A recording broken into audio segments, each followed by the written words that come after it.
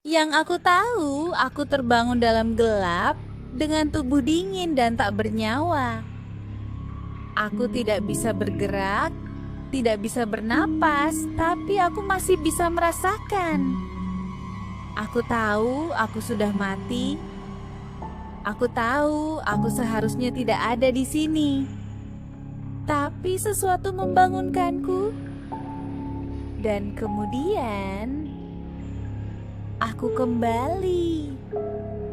Aku tidak tahu berapa lama aku berada di antara dua dunia. Aku hanya tahu bahwa saat aku membuka Berada mata, di luar, aku di sudah bawah berada cahaya bulan, melayang di sekitar tempat aku dikuburkan. Aku tidak ingin ini. Aku tidak ingin menjadi ini. Aku ingin pulang. Mereka bilang kuntilanak adalah arwah penasaran yang belum bisa pergi. Aku tidak tahu apakah itu benar, tapi yang pasti aku tidak bisa pergi dari sini. Aku selalu kembali ke tempat ini seolah ada sesuatu yang mengikatku. Orang melewati jalan malam ini dekat pemakaman. Seorang pemuda. Aku mengenalnya. Aku tahu siapa dia. Dia yang terakhir melihatku hidup. Aku mencoba mendekatinya, mencoba berbicara, mencoba memberitahunya apa yang sebenarnya terjadi padaku. Tapi saat dia melihatku, dia hanya menatap dengan mata penuh teror. Dia ketakutan.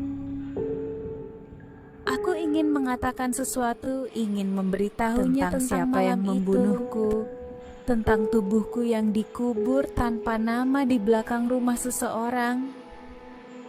Tapi aku tidak bisa berbicara dengan jelas. Aku hanya bisa menatap. Aku hanya bisa melayang mendekatinya, berharap dia mengerti. Tapi dia menjerit. Dia berbalik dan melarikan diri secepat mungkin, meninggalkanku sendirian di kegelapan. Aku ingin mengejarnya, bukan untuk menakutinya, tapi untuk memohon pertolongan.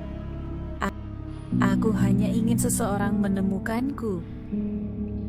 Aku hanya ingin seseorang menggali tubuhku dan memberiku kematian yang layak. Tapi mereka selalu lari. Mereka selalu berteriak.